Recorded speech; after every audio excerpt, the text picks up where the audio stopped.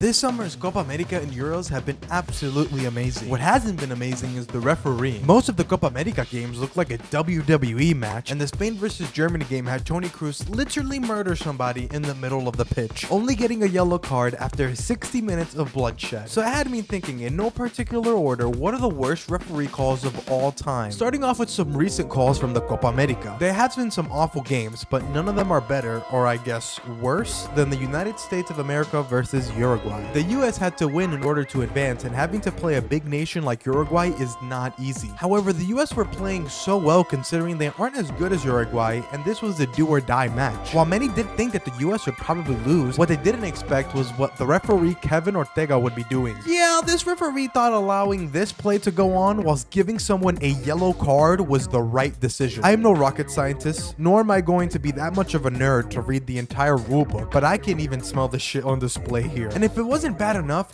you got some more things wrong. This was a yellow card for Tyler Adams. And on top of all of that, they called this an offside and had to redraw the lines. And it still looked wrong. I mean, football has many games, and some referees get it wrong, even in the biggest moments. Like in the Champions League in 2016. It's a Champions League final, Real Madrid versus Atletico Madrid, a rematch of the 2014 final. Many of us felt like it was time for Atletico to finally get their moment. And while they did have their chance, only losing in penalties against the team that started the three-peat. Something has to be said about the Madrid goal. Ramos is literally offside. This is brought up so much that the referee for this match has actually spoken on this. He agreed that the linesman and the referee behind the goal were not good enough. The official referee of the game said that they did not deserve that goal. And now if we turn back time to 2009, a similar scandal arose. It's Barcelona versus Chelsea, semi-finals of the Champions League second leg. And Chelsea would get to an early start with a beautiful strike from Michael Essien, and simply put, that there was many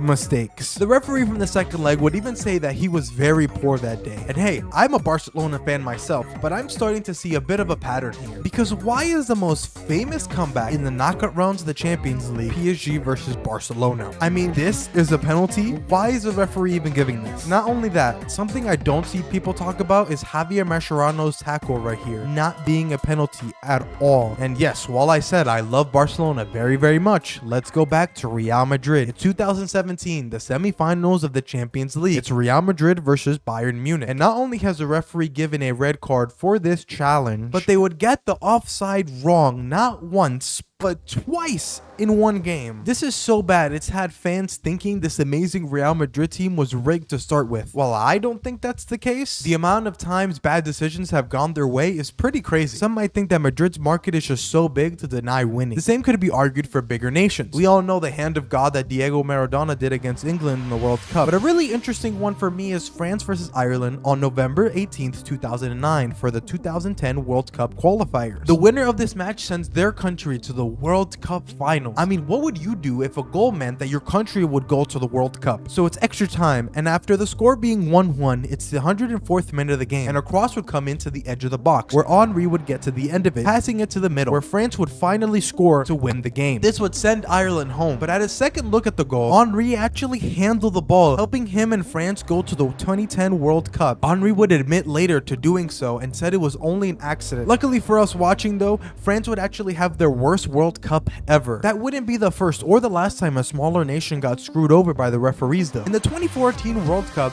Netherlands would face Mexico in the round of 16, and this Mexico side was very eager to get their country very far in this tournament. They would tie against Brazil in the group stage, as well as outplaying Netherlands in the early stages of the game, with Giovanni Dos Santos scoring in the 48th minute. Mexico would look to close out the game, but the Netherlands would score in the 88th minute, and being that the players were playing so well against a top nation like the Netherlands, there was still very much hope. All of that would change when Robin would try to dribble inside to the penalty box. And at this very moment, a meme was made. No era penal is simply a cornerstone of my middle school life, and after this day, Robin was hated by an entire nation. The next person on this list is not necessarily hated as much, but it's definitely questioned when the topic comes about. In the game of football, 2 yellow cards equals a red card, a staple of the game. Understandable, but what if I told you that someone got 3 yellow cards before being sent off? On June 22nd, 2006, Australia would play against Croatia in the 2006 World Cup. Australia would need to win or draw in order to advance to the round of 16. Croatia would take an early lead and Australia would answer back with a goal. Croatia thought they had won it in the 56th minute, and so did Josef Simunic, which led to his first yellow card in the 61st minute. Australia were in need of a goal, and their wishes came true after Harry Kewell was scored in the 79th minute, causing for a very tense last 10 minutes of the game, where one Croatian player would get sent off, and Josef again would receive a second yellow card in the 90th minute. But hold on, I'm not sure if everyone just forgot that he was on a yellow card already, but he wouldn't be sent off and was allowed to play added time, where finally arguing with the referee would get him his final yellow card.